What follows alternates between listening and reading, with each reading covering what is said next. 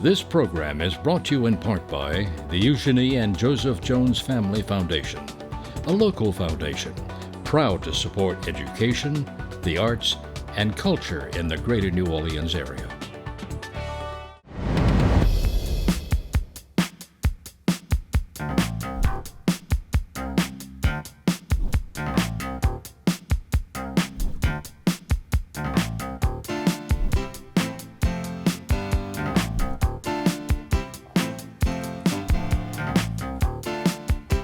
Hello, I'm Marcia Cavanaugh. Thanks so much for joining us.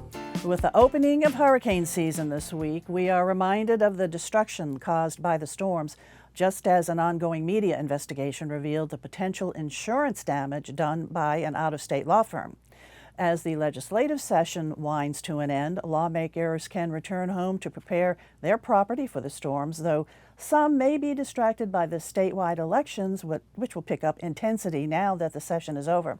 We'll be looking at these stories, as well as a new development in the Mandina's investigation and more on the murders of women, as explained by crime experts. They'll also look at Tulane Avenue, which has never quite achieved the vision as a glamorous entrance into the city, but is gaining some style points as a medical corridor and the possible home of a Trader Joe's. Joining us are tonight's Informed Sources, Errol Laborde, producer of Informed Sources, Jeremy Alford, editor and publisher of La Politics Weekly, Gabriella Killett, staff writer, The Times-Picayune, The New Orleans Advocate, and David Hammer, investigative reporter, WWL-TV, Channel 4. We're going to go over to Jeremy right now because we are on the last days of the legislative session, but there's still some big money issues that need to be decided, and we're not there yet. It's complicated days at the Capitol right now, and there are a lot of different bills that are that are kind of in the mix. But the easiest way to look at this is that there's a central question, and it is, what do we do with $2.2 billion in additional spending? And the lines of demarcation have been drawn, and the sides are clearly defined. On one side, you have the full Senate, not the Senate leadership, every member of the Senate, joining with Governor John Bel Edwards, colleges and universities. The Port Association of Louisiana voted Thursday night to endorse spending the money. Louisiana's mayors and parish presidents as well all want to see this money spent on a variety of things, from roads and bridges to debt payment. Then you have House Republicans who want to save the money. They want to bank it for a rainy day, so to speak, direct a lot more money to debt payments than the other side does. And they're getting cover and help from conservative-leaning groups like the Louisiana Association of Business and Industry, the State Chamber, the Pelican Institute, a right-leaning think tank. They all want to not bust the spending cap, to not spend this money. They would rather bank it and save it. And also they're calling for lawmakers to fill the rainy day fund. There's a reason business loves this idea, because if they fill the rainy day fund, it triggers this kind of quirky law from 2021 that will reduce the corporate franchise tax and some individual taxes as well. So those are the lines that have been drawn. Going into this weekend, lawmakers have really no clue how this is going to end up, and how the two sides can negotiate on these pieces will determine whether we go into yet another special session or if it's going to be a relatively quiet summer in Baton Rouge. You know, it seems like that this is really a good problem to have in terms of having that much extra money to spend. Is it surprising that we now are less than a week out from the end of the session and there's no decision? I'm not surprised. The House and the Senate have been moving in opposite directions this entire session, which is surprising because every other year of this term, they have been hand in hand on most issues, which is remarkable. They're not doing that this session. We'll have to see how things end up, whether they go into another special session and have to pass a budget, or if they pull it off and go into re-election saying they didn't need a special session. But they are quickly running out of time. They sure are. E? Well, that was my question, but I have another one, okay? Okay, good. All right. While we're talking about financial things, just as an aside, this week we're seeing what was going on in Washington about trying to avoid that shutdown. A couple of Louisiana guys, Gary Graves from Baton Rouge, I mean, he was up there. He was in all of it, and he was a fairly junior congressman. And then, of course, Steve Scalise. Are we having unusually good leadership out of Louisiana on these kind of things? It is. I mean, we've got two members on appropriations with John Kennedy and Julia Letlow. Mike Johnson from Shreveport, congressman, he is the vice chairman of the House GOP. Steve Scalise of Jefferson Parish is the majority leader. And then you have Garrett Graves, who has kind of this like created position by this House Speaker. And last week on NPR's Morning Edition, they had a piece that was entitled, "Who is Garrett Graves?" And it's funny for us to ask that because we know who he is. He's the guy who beat Edwin Edwards for his congressional seat. But folks are finding out who he is. And he has really become the go-to guy for the House Speaker, and very quickly one of the most powerful people in Washington. He was right in there for those budget negotiations. He was the lead negotiator. He was the tip of the spear for the House. Okay, Absolutely. back to Baton Rouge. Let's take a look at, one issue that was really important. It did not make it out of the Senate committee, and this was gender-affirming medical care for LGBTQ minors. So it didn't make it out of committee. However, they maneuvered to get it on the floor. What's happening with that? Yeah, look, and nothing's truly dead at the Capitol until the session is over, and they can make just about anything happen. And so they attached it to another piece of legislation to get it to the floor. I think it's worth noting that for that vote for the amended bill, some senators didn't show up, and they didn't show up because they don't think the legislation is going to make it. That it's going to be ruled not germane to the legislation it was amended to. So we'll have to see. There are some other of these social issues that are on the move, and whether they are alive or dead for the session, lawmakers are going to talk about them because they're looking to grandstand, get some attention, and throw some red meat to their base before they run for re-election in the fall. And so, that was the talk, that people didn't want to have to be on record to take a vote one way or the other and not bring it to the floor. And that's why it didn't make it out of committee, too, one of the reasons why. Well, I guess we will see. Always interesting in what goes on in Baton Rouge. So just your assessment, though, what do you think? Are they going to come up with a budget resolution, or are they going to wind up in a special session? I honestly don't know, and I think that should be telling. Okay. All righty. Thanks a lot, Jeremy. Always very informative about what's happened up there in our state capital. Gabriella, over to you. Here in the city of New Orleans, we have seen something that's really very, very disturbing. Not that murders are not disturbing, just generally, because indeed they are, but we've seen women in the city of New Orleans being murdered in a way that perhaps we've never seen before, or certainly not for a while. In the period of, about 6 weeks, we've seen 8 women shot to death? That's correct. Since April 20th, there have been 8 women who've been shot to death, the most recent of whom was killed last night. And that woman's, alleged perpetrator has been arrested, but he is only one of 2 men who have been apprehended, or suspects in general, in the crimes. So unfortunately, out of the 8 killings, only 2 people have been arrested. It's a low clearance right now, and the community is just devastated at the loss of mothers and daughters and wives. It's horrific. And so many of these women, too many of them, were actually killed in front of their children. As you say, the loss of mothers. What are the police saying about this? Are they feeling, or is there any, are you hearing anything that perhaps these are in any way connected?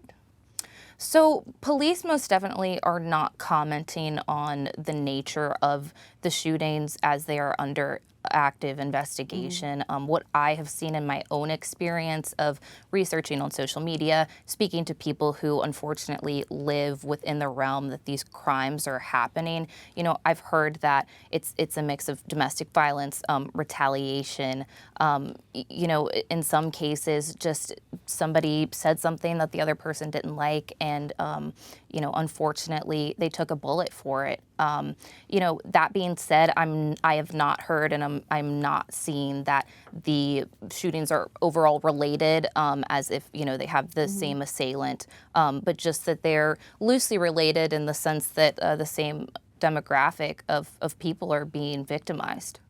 And are these women, and once again, the police really aren't saying anything about it, but does it seem like these women were intended targets, or perhaps the intended target was not able to be gotten, as it were, and because they were close to the intended target, they got hit?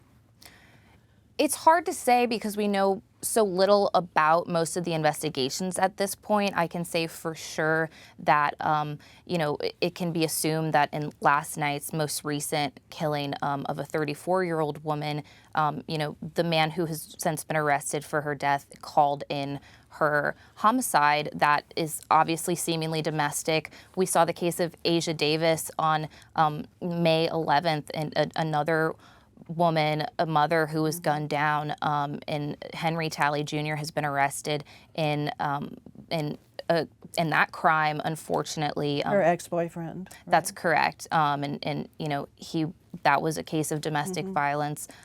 Others are just sort of other sporadic reasonings. So right now, all we know is the police are investigating these murders, a series of murders. Very disturbing. Yeah, I mean, unfortunately that, and also that our community is just broken by the loss of their loved ones. Right. All right, Gabriella, thanks a lot. Thank you. David, over to you. You have done a series of stories now regarding a law firm that was representing individuals who had damage from storms, from the big hurricanes. Right. But maybe wasn't representing them. I mean, it's a complex story, and you've really been covering it. I'll let you take it over from here. Okay. Well, so the insurance commissioner is calling this fraud, unprecedented. 2 federal judges have weighed in, and it involves a Houston-based law firm called McClenny, Mosley and Associates. And they were basically mass filing claims after hurricanes that hit all the way from Lake Charles to New Orleans, and also hailstorms and other damage to homes. This was homeowner insurance claims where they were filing claims, sometimes being hired, sometimes not being hired, and still filing claims on behalf of homeowners. And there are several thousand people that they represent. They claim to represent 15,000 Louisiana homeowners. They filed several thousands of these claims that were problematic, that were filed against the wrong insurance company in some cases. And a lot of this was based on the way they gathered these supposed clients, using automated messages, phone calls, robocalls, robo-text messages, online sign-ups where it's not really clear what you're signing up for, just that, hey, did you have damage? Check this out, and you click a bunch of things, and all of a sudden, this company, this Houston-based law firm, we'll call them MMA for short, was representing these people. And because of the mass way that they were handling this, they weren't understanding each individual person's claim. They were filing them, and sometimes against the wrong insurance company, for the wrong storm, all kinds of problems. And the end result is that you've got thousands of people who have not gotten their money, can't fix their homes, right. and are, in some cases, people who never even knew that MMA existed, and MMA got their insurance money. And that's the bottom line. The issue right here is people, not getting the money that they hoped and needed to get to repair their homes. Right. But this law firm, they were actually bragging about how many claims they were making in the course of a day or two, right. And a federal judge didn't like this at all. No, not at all. I mean, they were filing in a span of 4 days right before the deadline to file for Hurricanes Delta and Laura and Delta in Western District of Louisiana. They filed in 4 days 1,800 lawsuits. And you can't do that without and talk to all of the people involved when you have a relatively small number of lawyers. And that was the problem. Some of these claims were against people, against the wrong insurance company on behalf of people who were not did not have a policy with that insurance company. And now more than 2 years have passed, they've lost their right to sue to get their claims. And so the firm is not now allowed to represent people, but they still were. Exactly. Yeah. They were forbidden by the courts from handling any more claims, and yet they were continuing to reach out to these folks. Allegedly, according to another law firm, they were sending letters on that law firm's letterhead saying, in an attempt to have a fee-sharing agreement, they're still trying to collect their fees on cases even though they've been barred from handling anymore. And you all got a recording of a meeting of that law firm. Right, exactly. The Zach Mosley, who was the managing partner in Houston, came into the New Orleans office to kind of buck everybody up after all of this. And basically doubled down and said, we're going to keep operating. We're going to get somebody else to come in on our behalf and file these claims and handle them. And we'll be working in the background, continuing to work even after they'd been essentially disbarred. And so those people who are waiting their money, what can they do now? Well, they're hoping that their new court-ordered administrator has been put in place to try to reset these cases, get them into new hands, new lawyers' hands, so that they can move forward again. Law firms like Morris Bard here in New Orleans have taken on over 1,000 of these claims, and they're hoping to get that process going again. The stays that have been put in place by the court are gradually being lifted so that these claims can move forward. But again, for the folks in western Louisiana who've already hit that 2-year deadline, they're out of luck, and we're coming up now in August on the 2-year deadline from Hurricane Ida here in the eastern part of Louisiana. And the name of your series again? I'm trying to remember. It's been a little while. Yeah. And you have a bunch of them. At any rate, if you want The more, David Hammer series. the David Hammett series about investigation. insurance. It is on the WWL website because you've really covered it extensively. And if anybody has any question, maybe you've gotten caught up on this unknowingly, Right. go to the website and you can find out more in this really extensive series. And I know it's going to come to you by the end of the show. Yeah, right? I'll bring it up again later. Okay. All right, David, thanks a lot. Okay, E, let's go on over to you. And Tulane Avenue definitely has been going through some changes and more to come. Yeah, I think it's an interesting story. Our colleague, we have on the show frequently, Tony McCauley with The Advocate, broke the story today about Trader Joe's coming coming on Tulane. Now, the Trader Joe people aren't saying officially that they're coming. They say, you can't say who it is, but Tony McCauley did some pretty good investigating to make a convincing argument that it is Trader Joe's. Just about every old city has the old highway.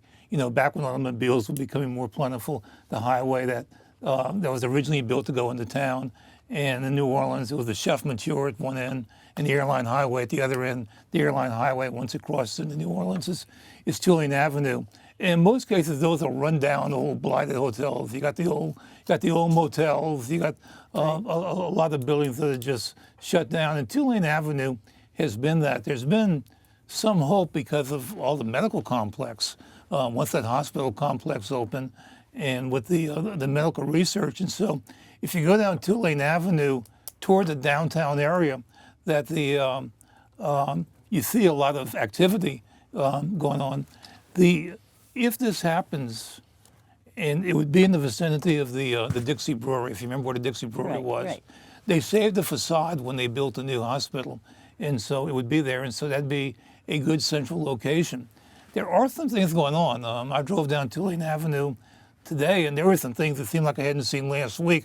I mean, there's a lot of things that are going on that are multiple housing things, and in anticipation of students using the hospital. There are still just a lot of rundown things. A big thing is Charity Hospital. Charity Hospital, it looks terrible. I mean, it's still fenced in, but there's a big sign from Tulane University saying, man, watch what's coming. We're going to, and it can't be anything more than a multiple purpose use because it's so big. You need to put a lot of different things. And the other thing is right at the beginning, what used to be was originally the Fontainebleau Hotel, then it became the Fountain Bay Apartments. When it opened, they had this grand idea of this big resort. You come into New Orleans on the Airline Highway, this would be a wonderful place. What did those old highways in was the interstate. And so they took the traffic away. That building has never done well. And so there are plans now to try to redevelop it. Sidney Torres has it. And, if they can develop that, if something good happens to Charity Hospital, if this kind of development comes on going. And the big thing they think, if something like Trader Joe's investing at that spot, that's going to be a signal to other people that this may be something that you want to take seriously. Yeah. So it could be good news in the long run. Yeah, Tulane Avenue changing, and there is a Chick-fil-A now there, Sure. Carrollton and Tulane too. Yeah. Big change. A very popular Chick-fil-A. Very popular, they always are. Okay, thanks a lot, E. Gabrielle, let's go back over to you. Gabi is... Gabi. Yeah, Gabi, okay. Although the name Gabrielle is just so beautiful too. Thank you. All righty, another serious story really is the Mandina's shooting that happened, of course, the first night of Jazz Fest. Mandina's waiter was shot to death. And there is a suspect, and there's some recent news about this suspect.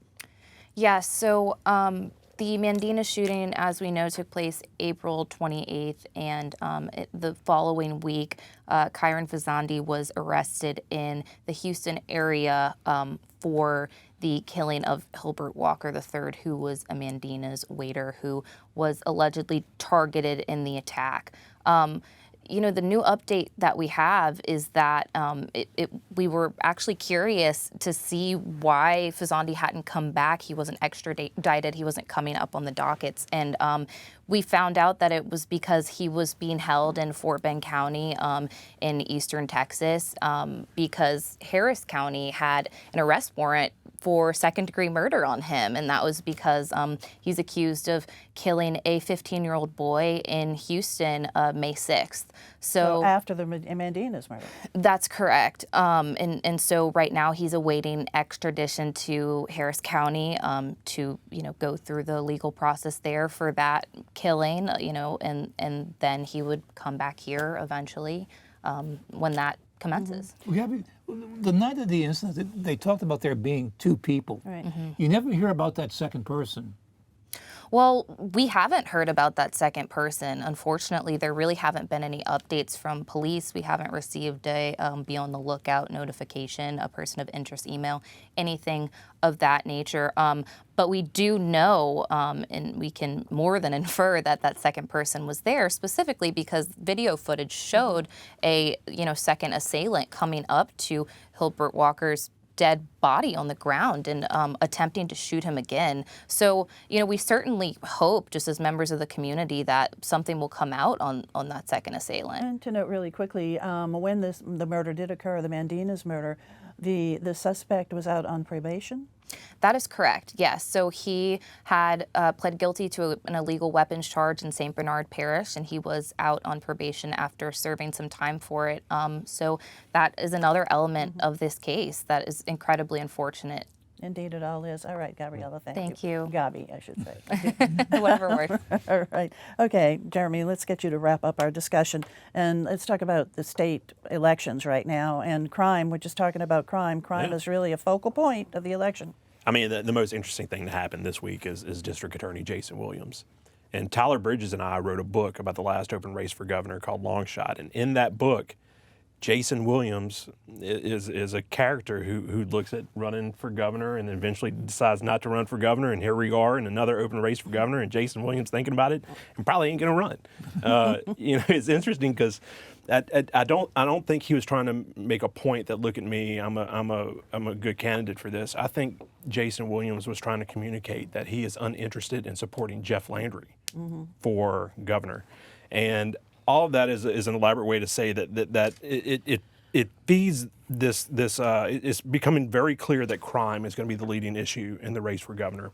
There's a new poll out from LSU that says it's the top public concern in Louisiana. You look at just about any study or review, and Louisiana leads in terms of violent crime in the nation. And Jeff Landry is leading by more than 24 points any other Republican in this race, and he is the top law enforcement official in this state. And so his first ad was about crime. The first attack ad was about crime and him in New Orleans. I pulled Jason Williams in for a minute. So I think we're going to be hearing a lot about that issue. And the attack ad came from where? The attack ad came from Reboot Louisiana, which is a super PAC that's supporting Stephen Waguespack for governor. And then Williams put out a statement today specifically saying I'm not running and using it as a chance to go after Jeff Landry. Jeff Landry, he's saying that he doesn't appreciate how Jeff Landry has used New Orleans as a pawn in his politics. And Landry's spot, as I understand it, it sort of is targeted around the state for various cities. It was really interesting. Instead of a statewide ad, Jeff Landry had these ads that were tailored to each region of the state. So when it ran in New Orleans and he talked about local officials not doing their job on crime, LaToya Cantrell. When it ran up in Shreveport, is the district attorney. So it's, you know, he's picking these fights around the state, and it's a really interesting way for a statewide rollout for a statewide commercial. What else? What other news in terms of the governor's race? The big news, well, not necessarily in the governor's race, but further down in another statewide race, John Belton. He is the district attorney from Ruston, has dropped out of the race for attorney general. He was going to run as an independent. People want to know why. If you believe the talk around the water cooler, there could be a federal judgeship in his future. There's been a lot of turnover in that job over the last few years. People haven't held it for very long. Attorney General? Yeah. Yeah, and it has been. It seems like it's not too far off from other statewide offices, though, I guess. I mean, it seems like it's a tough job to keep. Buddy Caldwell wasn't able to hold on to it. Charles Fody wasn't able to hold on to it. Yeah. So it's definitely a tough job. Okay, well, we do have other candidates in the race. I mean, nobody's qualified yet because that doesn't happen until August, but other candidates are out there, but they're just not running ads yet. John Schroeder, of course, is. John Schroeder is up on television as well. Stephen Wagenspack is running, and there's State Senator Sharon Hewitt and State Representative Richard Nelson. That's the Republican side. On the Democratic side, there's just former Transportation Secretary Sean Wilson. He stands strong as the lone Democrat. And then the wild card is Hunter Lundy. He's an independent from Lake Charles. He is he's cobbling together a small base of support among Pentecostals and trial lawyers. He may be the only guy who could put those two groups together into one demographic. I'm impressed. How strong are John Bell Edwards' coattails? Can he come in and get somebody into the runoff at least? You know, historically over the last 8 years, his coattails have been a mixed bag, but have been less than impressive. But among Democrats, he's still a big name. He can still raise money, and he's probably the strongest asset that Sean Wilson has. And he did say that he hoped that Jason Williams would not run, and apparently Williams took that advice. Over that too. All right, guys, other stories. E, over to you. The Orleans Parish Communications District has implemented a system where if they get a 911 call and it's a foreign language, they can be translated. They have a screen in front of them and it becomes translated. So that could help, with misunderstandings. It would be very important, it would seem. Okay, Jeremy, over to you. June 8th, that's the last day of the regular session. Put it on your calendar, get ready for it, we'll see what happens. Okay. Okay, Gabby, over to you. Well, I had a surprise when a missing persons victim's family called me and said that the NOPD had finally set up a meeting with her after months after I poked them a little bit about her missing loved one. So we'll see how that meeting goes, hopefully later this month. Okay, I hope it helps her. David, over to you. And I couldn't come up with my series name, Insured to Lose, because I was thinking about my upcoming series or ongoing series on real estate, airing on Monday and Tuesday, looking at a alleged fraud perpetrated by an individual who comes in and uses quitclaim deeds and other documents to take people's homes out from under them. Yeah, that should be very interesting. That always makes me wonder, how on earth does that happen? Well, I'll explain it. It's unreal, and I'll explain it on Monday and Tuesday. Okay, once again, the insurance title, the title of that series, Insured to Lose. Insured to Lose, because that's really, really important. As you said, here for Ida, the deadline's quickly approaching. In August, yes. All right, once again, wwltv.com to find David's series. All right, guys, thank you so much for joining us, and thank you all for watching. See you again next week for Informed Sources. Have a good evening.